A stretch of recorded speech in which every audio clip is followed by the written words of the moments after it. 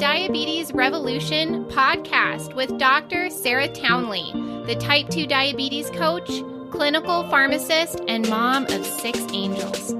You don't have to struggle and fight with your blood sugars for the rest of your life. I'm here to teach you the skills you need to control and even reverse this disease. There is such a thing as getting off your meds and creating a future free from diabetes. And you can have it too. Let's get down to business. Hello, my lovely friends. I am so happy to be back here with you on the podcast, just hanging out. Today is a continuation, essentially, of the last podcast that I did. Last week, I talked about why medications are not the solution to your diabetes.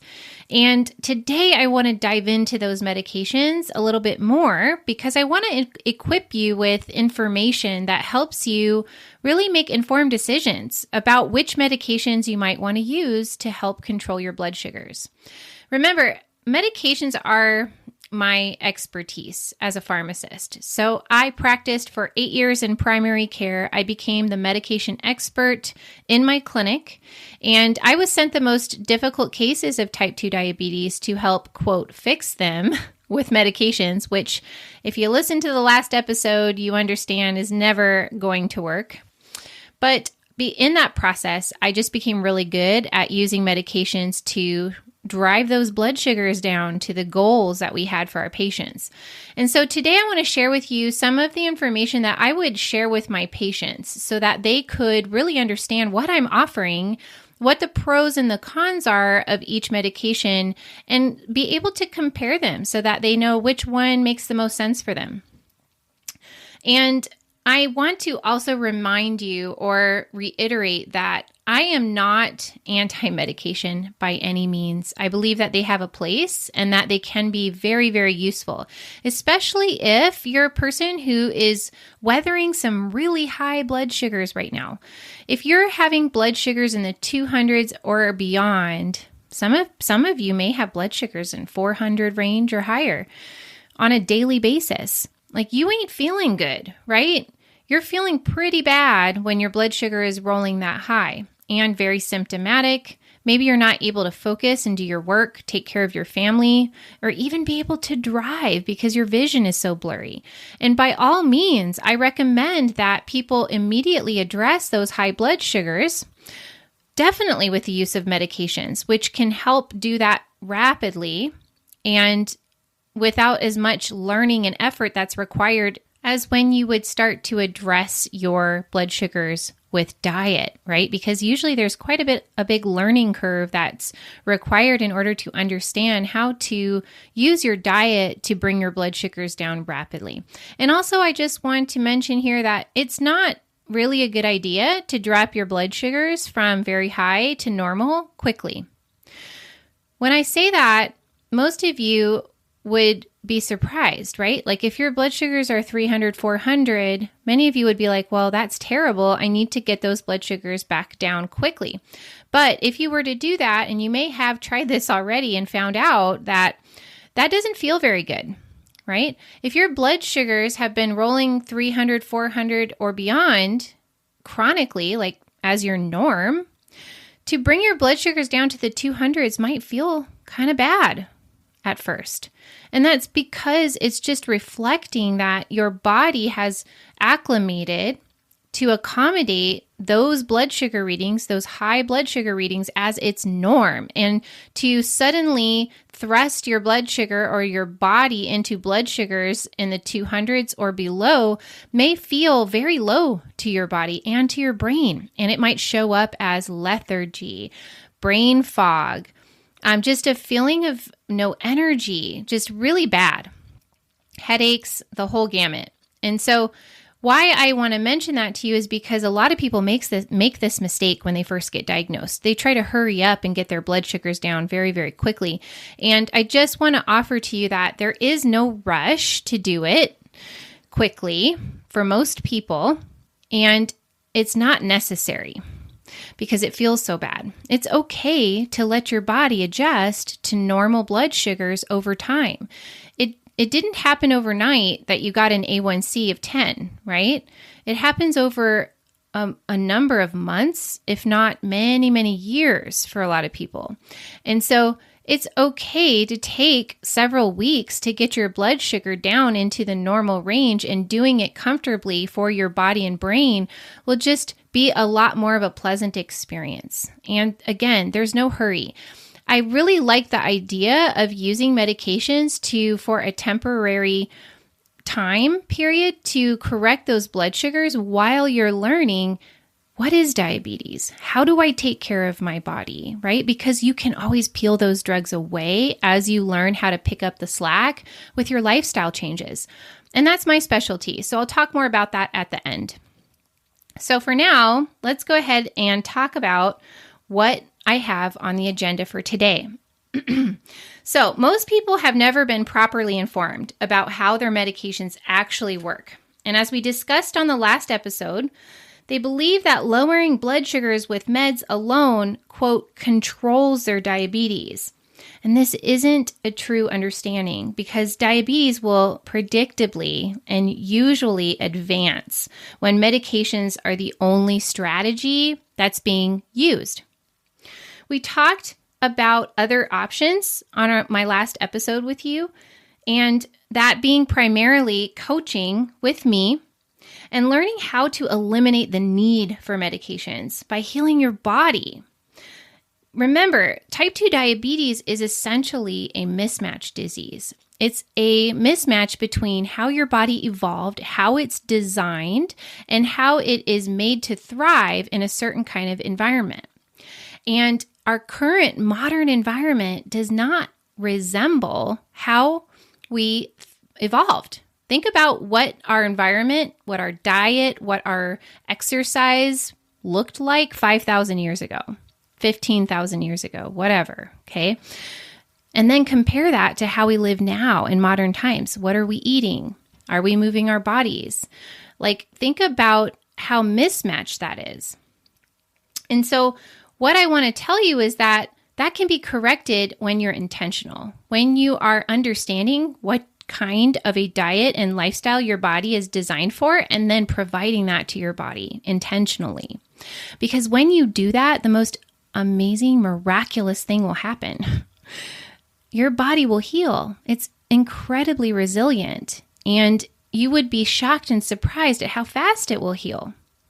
And I just want to take a minute to appreciate the miracle and the amazing design of our human bodies, because they literally have been doing an amazing job of holding it together, trying to thrive in an environment that they're just not designed for. Okay, so today we're going to get into details about all those medications that your doctor might be offering you in the doctor's office. So let's just take a typical scenario. Say you're going in and you're just newly diagnosed. Maybe you just found out right then in the doctor's office that your blood sugars are super high, and then they check an A1C and it's pretty high. Let's say your A1C is like 9.9%, okay? And it's a little bit of a relief, because now you understand what's not right with your body, because you knew something was wrong, like you've been having some symptoms and not feeling well, and now you know why. But then there's also the mixture that comes with it of, fear, shock, sometimes some shame, and self-blame can happen in those scenarios. And it's just a whirlwind of emotions and thoughts and information that's being thrown at you. And a lot of times people aren't really even explained to very well what the disease is, what to expect, let alone what kind of medications are on the table to choose from. It is a rare thing for a doctor to sit down and tell you what your options are when it comes to medications and the pros and the cons of each. We're going to do that today. But I really believe you deserve to know that information. And I want to just, again, remind you how important self-advocacy is when you're in the doctor's office. It's okay for you to ask questions and take more time, okay? It's also okay for you to say, I'm not sure about that option or your recommendation. I'd really like to know if there's any other options you can offer me, and then talk about those if they're willing to do that. Okay, so let's just imagine that you have this A1C of 9.9%. You're in the doctor's office, and what's going to happen? They're probably going to put in a prescription for you to try something like metformin. That's typical. Some of you might be offered insulin right off the bat if your blood sugars are that high. Just depends on the doctor and their decision-making process. And sometimes they're going to prescribe you a glucometer, and test strips and testing supplies, and tell you that you need to check your blood sugar, but not really show you how to do that.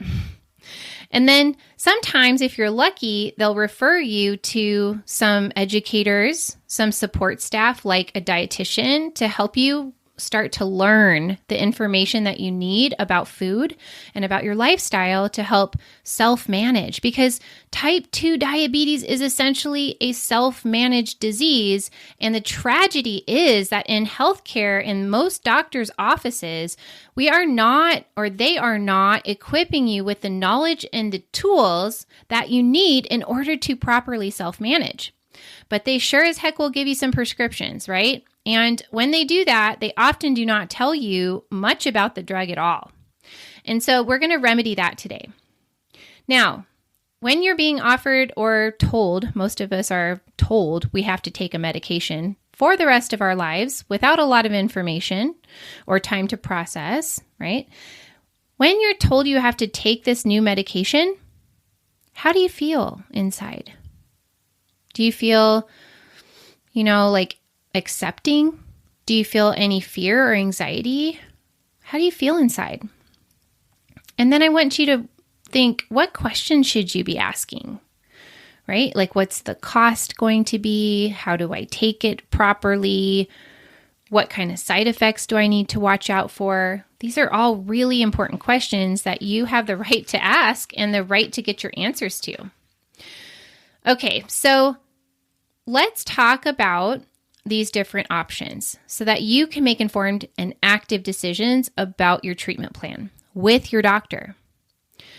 Now, I want to just remind everybody that I'm providing generalized information here. Okay, I don't know each of you individually or your individual characteristics. Now, why I say that is that when medications are now selected to treat type 2 diabetes in a doctor's office, most of the time is being done in accordance with the most recent publication of the medical guidelines, okay? The treatment guidelines. And most people in the United States, most doctors are using the 2021 or whatever year it is, ADA, American Diabetes Association guidelines, which recommend currently a very highly individualized med selection based on what other diseases you might have, if you've had heart attacks, or if you've had heart failure, or if you have kidney disease. They also will guide treatment selection based on how risky hypoglycemia is, which means low blood sugars, or if you have a really compelling need to minimize weight gain, or if cost is a big issue. And so the guidelines used to be really one size fits all, not a lot of nuance to it, but now it's highly individualized, okay? Most people are offered metformin off the bat because it's got the best evidence. Hands down, it's an effective drug, and it's relatively cheap. It's usually the last medication that I see removed for a person who is reversing their diabetes. Beyond that, it could be any of these drugs we're going to talk about today. And so we're going to break it down. I also want to mention that you can find the charts that help you visualize and integrate this information that I'm going to cover on my website. I'm going to put a link to a blog post where you can find these charts in the show notes. I also want to mention that if cost is a big issue for you, this is also a specialty that I have. Almost every patient that would come see me in the clinic was going to end up saving money because I'm very interested in minimizing unnecessary cost for my patients. And so I got really, really good at dealing with some of the most challenging cost situations, cost barriers for my patients. And I became so good at it that I kind of act like it's like my superpower when I worked in the clinic. So I made a webinar that is really for people who are paying for the drugs, and it's called Reducing Monthly Drug Costs. If you want that webinar, it's free, and you can email me to ask me for it if you go to my website, sarahtownley.com, and just fill out a contact me form. You can just ask me for it, and I'll send it to your inbox. All right, so how I'm going to present this information to you is organized into 2 categories. Now, if you haven't listened to the last episode of this podcast, I want you to stop right now and go back and listen to it, because what I'm going to cover next is going to make a lot more sense to you if you've already listened to that episode. So the 2 categories that we're going to talk about of medications that are used to treat type 2 diabetes in the doctor's office are, first, drugs that increase your insulin levels. And then second, we're going to talk about drugs that decrease your insulin levels. Now remember, the drugs that increase your insulin levels are drugs that will eventually make your insulin resistance worse, right? Because more insulin means more insulin resistance. These are drugs that are going to cause weight gain and have a risk of low blood sugar. And they usually are associated in clinical trials with worse outcomes because they literally make the disease worse over time. The second category of drugs are medications that decrease insulin levels overall. They're more advantageous because they improve insulin resistance indirectly, and that's what's driving the disease process.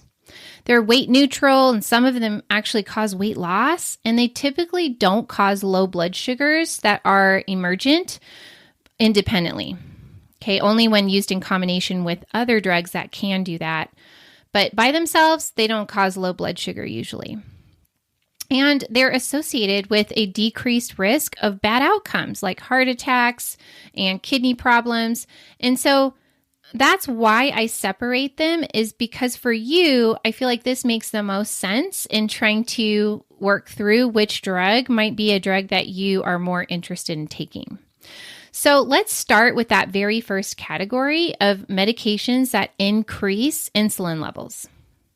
So logically or obviously, that's going to include insulin injections, right?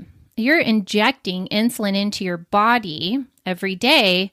It's going to increase your total insulin level. Any injectable insulin is going to do this. There's many different kinds, right? There's those long-acting ones that only have to be taken once a day. There's ones that are rapid-acting that are used right before you eat.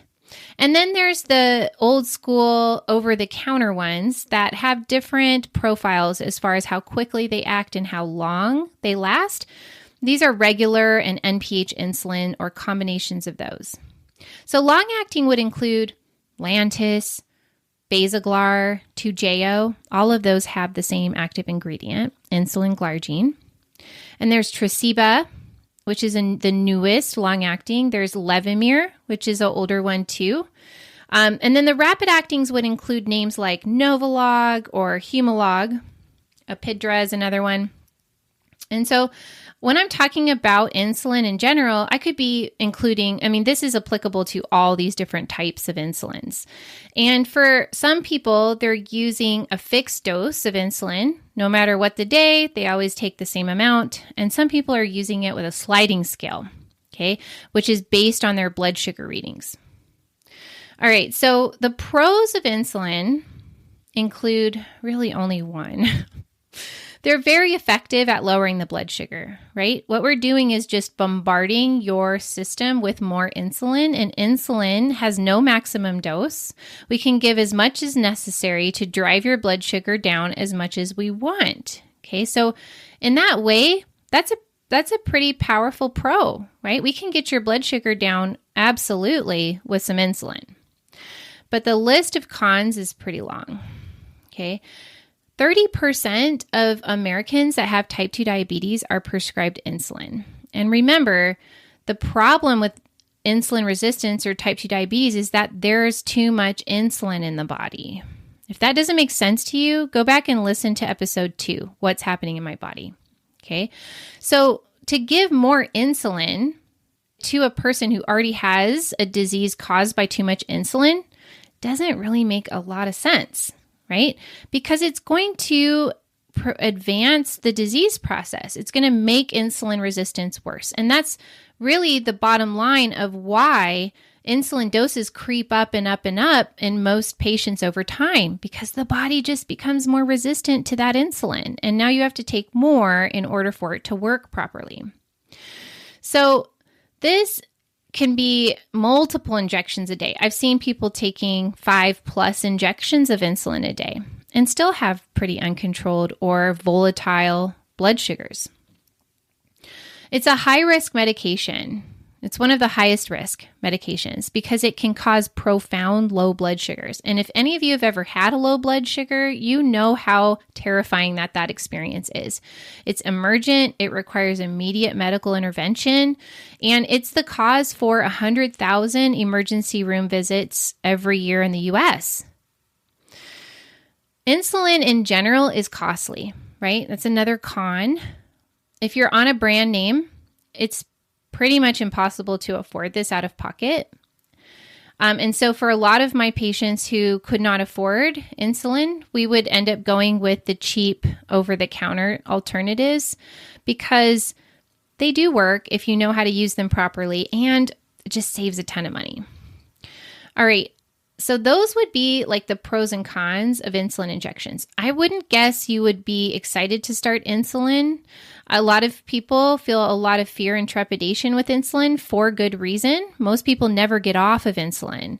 But again, my clients do. They get off insulin, multiple injections a day, by simply addressing what's causing the disease. So let's go forward in this category. Other drugs that increase insulin that are oral include drugs like glimepiride, glipizide, and glyburide. Okay, these are sulfonylureas.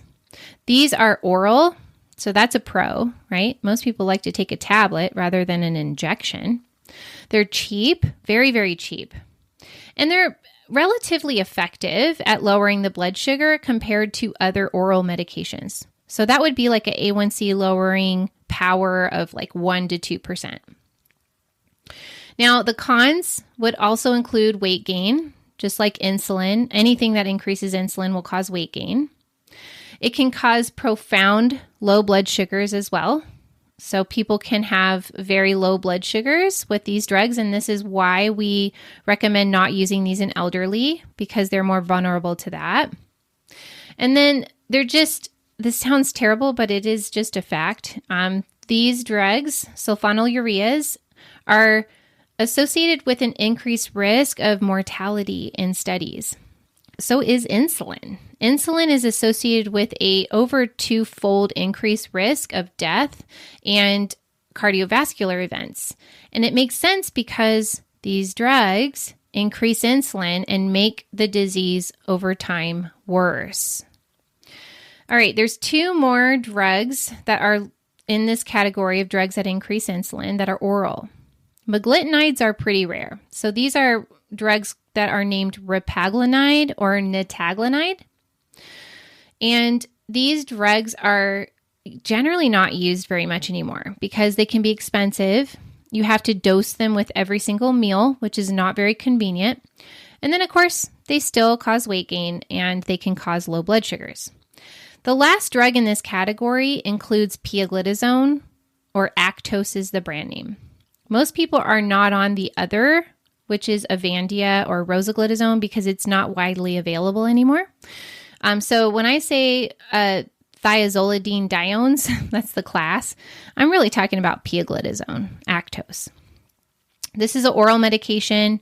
It's super cheap, and it has a lesser risk of low blood sugar than all the other drugs in this category. And so in that way, that's a pro.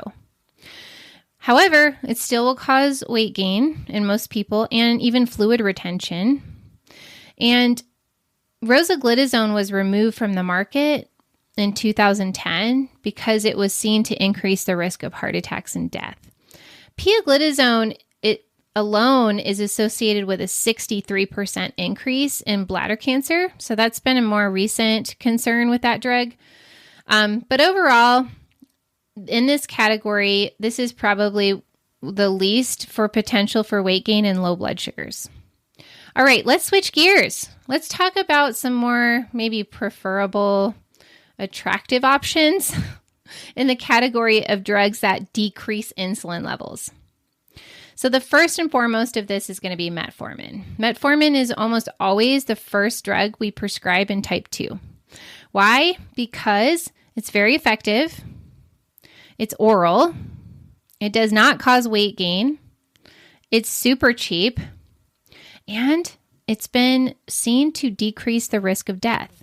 For a long, long time, metformin was the only medication we had to treat type 2 diabetes that actually improved mortality.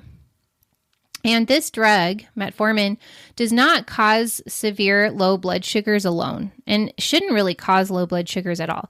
Some people see some lowish blood sugars, like maybe in the high 50s or 60s, but it's not going to go low enough to become a medical emergency when you're just using metformin alone. So that's a comfort, right? It's safer. Now, the downside of metformin, and I hope that you're not one that's had to experience this, but it is somewhat common. It causes diarrhea and abdominal bloating in a lot of people. So a lot of people just simply can't tolerate metformin. Now, we can do some things to alleviate that. You could try the extended release formulation.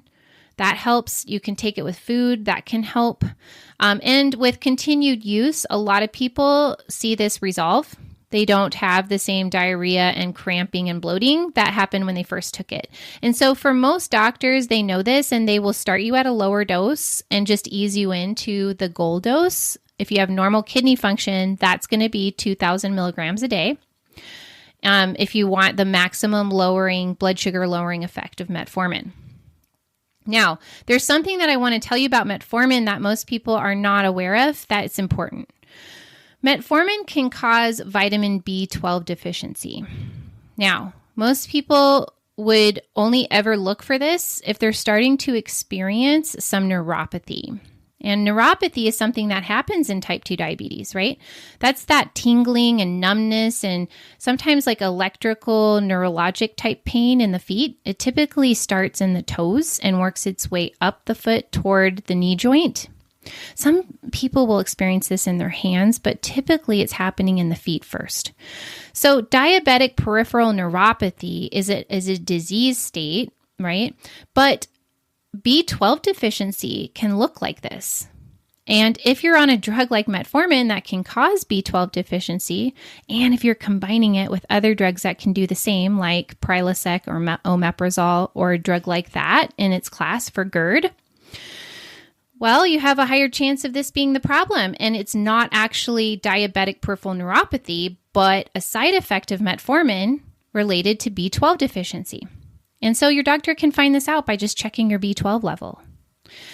And you can just supplement with B12 and see if it goes away. There's not a lot of risk to that. It's over the counter, right? All right, so that's something I wanted you to walk away with about metformin so that you can just watch out for that.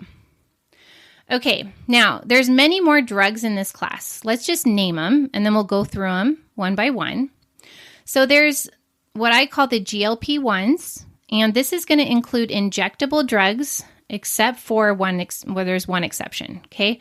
So we're talking about drugs like Victoza, Byetta, Trulicity, Ozempic, and then Ozempic is now available in an oral formulation called Rybelsus. These drugs are called GLP-1s, okay? There's also the next class called DPP-4 inhibitors. These include drugs like Januvia, Onglyza, Tradjenta. Then some of the most, like the coolest or the newest drugs that have come out lately are in the next class, SGLT2s, okay? These are drugs like Jardiance, Invokana, Farxiga.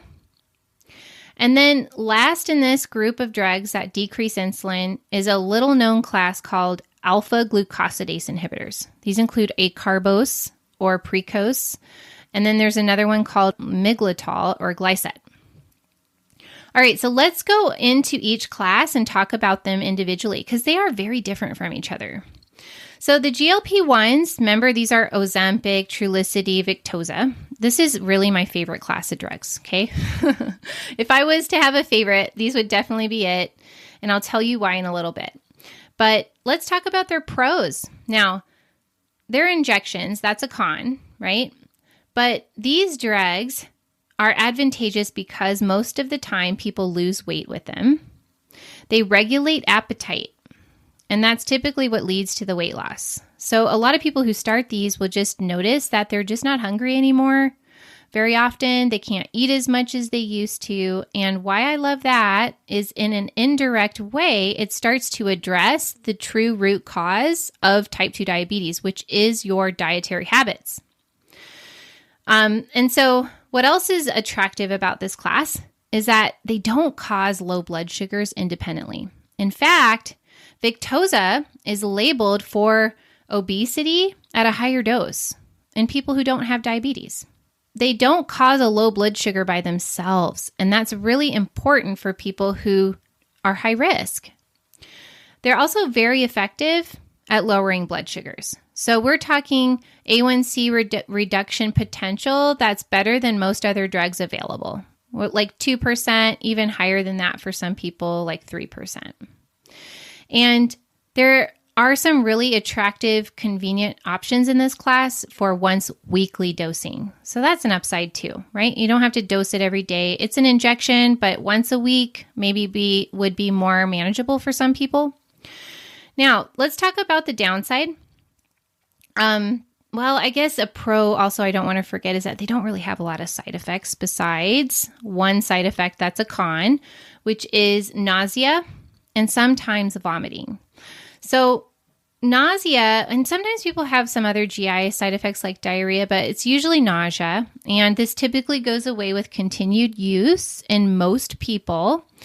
But it is something that is pretty common for people to experience. And some people can't tolerate these at all because they're just too nauseous. It's not common for me to see people vomiting with this drug. Most of the time it's just straight up nausea, but it's possible that it could be so bad that a person would vomit. All right, so other than that, side effects profile is pretty darn good.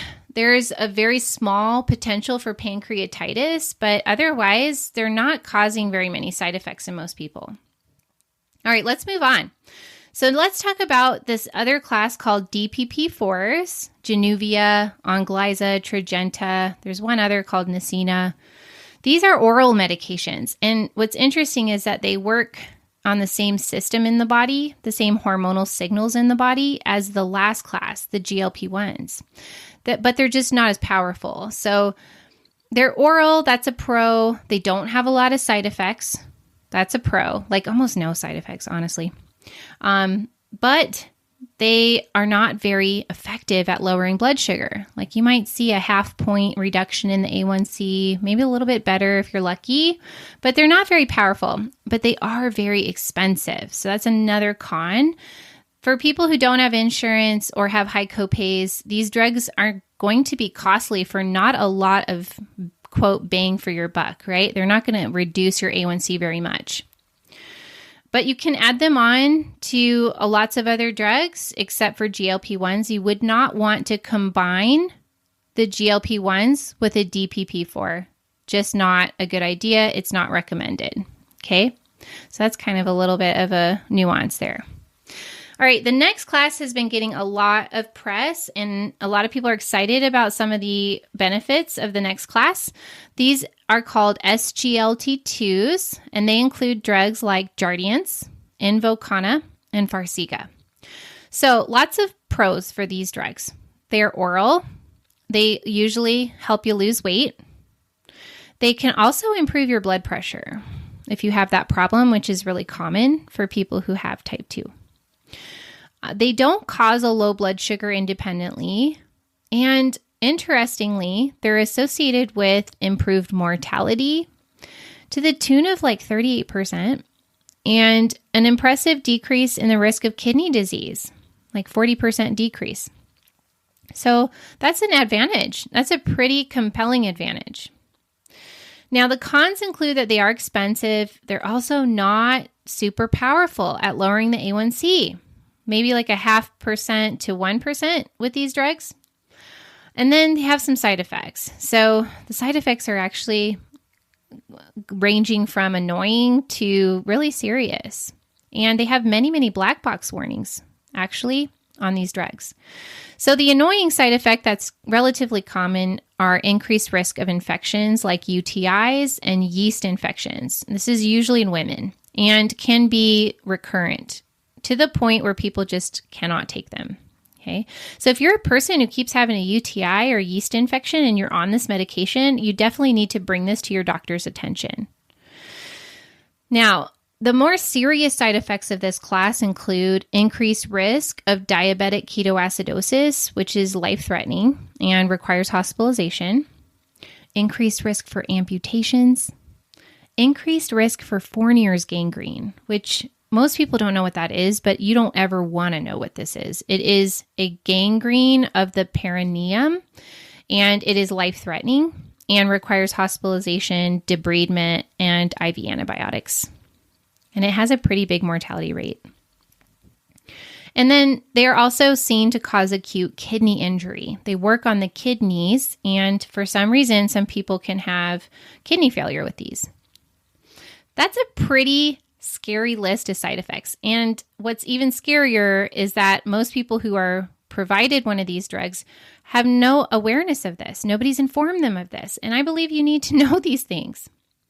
All right, and then the last class of drugs in this group of drugs that decrease insulin is that lesser known class, alpha glucosidase inhibitors. Acarbose is the most common. These are oral too. Now, what's interesting about these drugs, they've been around a long time, and they have just as impressive statistics as the ones I just told you about the last class, SGLT2s.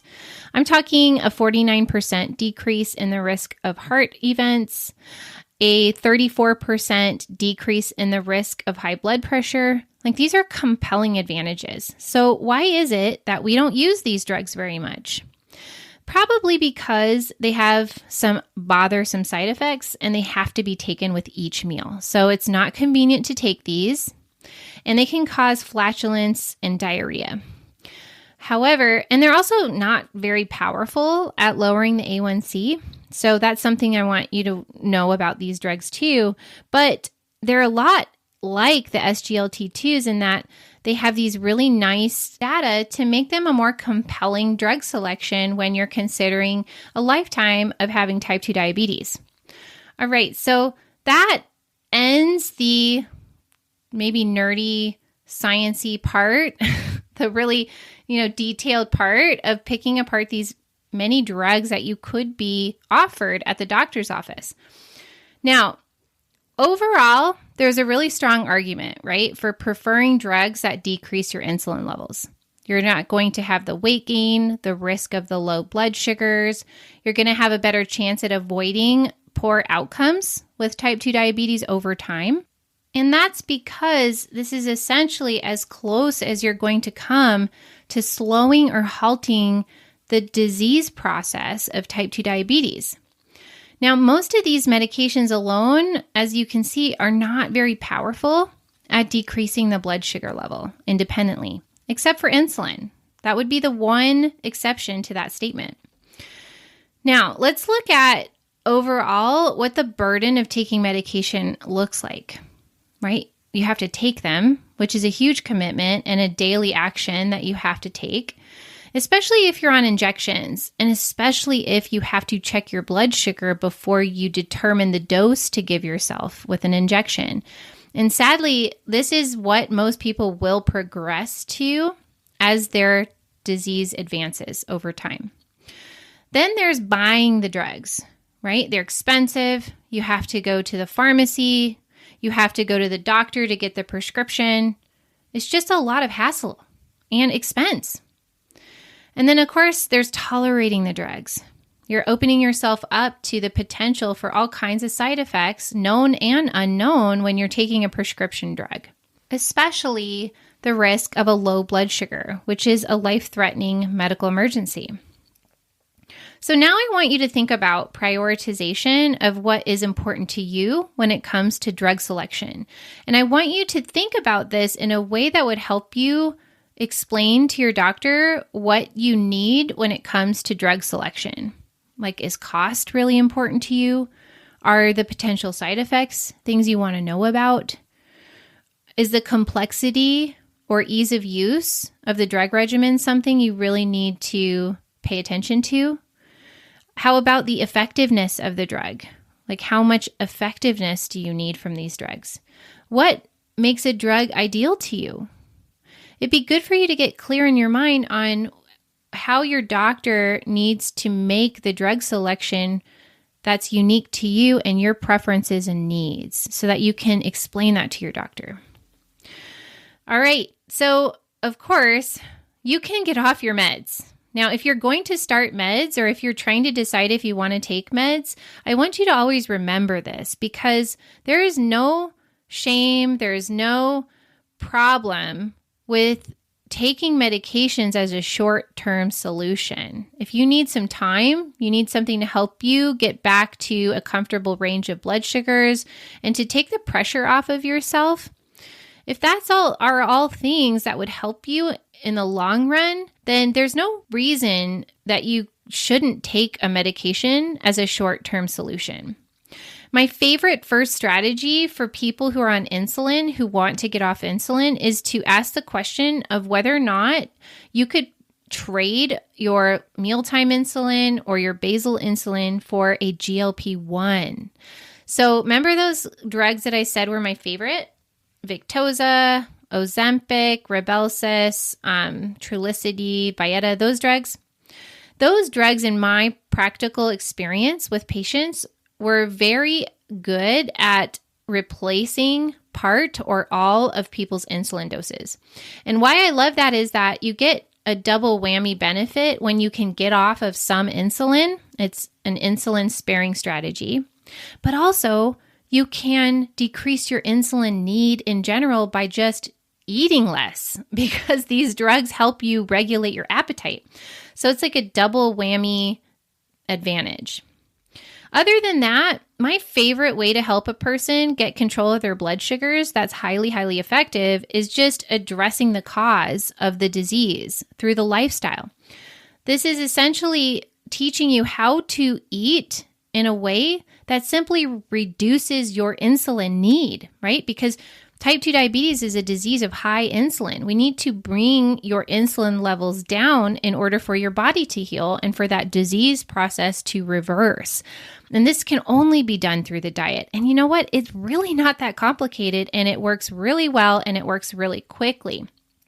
And if that's something that appeals to you and you just want to see, go on my website. You can look at some testimonials and see people who've worked with me describing what their outcomes were like. All right, so now this is a long one because medications is kind of a complicated topic, but I'm not going to cheat you out of an awesome recipe. Tonight, I'm going to share with you what I'm eating. I'm eating garlic butter shrimp. It's a shrimp scampi recipe. It's so good. And I'm going to post the link to that recipe in the show notes for you, but essentially, it's a delicious, quick, and healthy low-carb option, protein option that you can fix and serve alongside any kind of side, right? And it's fast. So I'm going to serve this with some fresh Parmesan roasted green beans and some sauteed mushrooms tonight. But you could do it with Caesar salad. You could do it with all kinds of different things. And I like to garnish it with fresh parsley. Just kind of takes it up a notch. So I'll put that link in the show notes. And thanks so much for sticking with me through this podcast. It was kind of a complicated one, right? A little bit nerdy, a lot of big words in there, but hopefully you were able to understand what you needed to get from it so that you can look at your medications and really determine if you want to continue them and what other options there might be out there that you can ask your doctor about. And that's from a pharmacist's mouth. All right, guys, thanks so much, and I will see you next time. High five for tuning in with me today. You are getting smarter and stronger when you show up for yourself this way. You can get more free tools to help you control type 2 diabetes on my website, sarahtownley.com. townley.com. And if you're serious about ending your struggle with diabetes, join my membership, The Diabetes Revolution, where you work with me in a community of people just like you. See you on the next episode.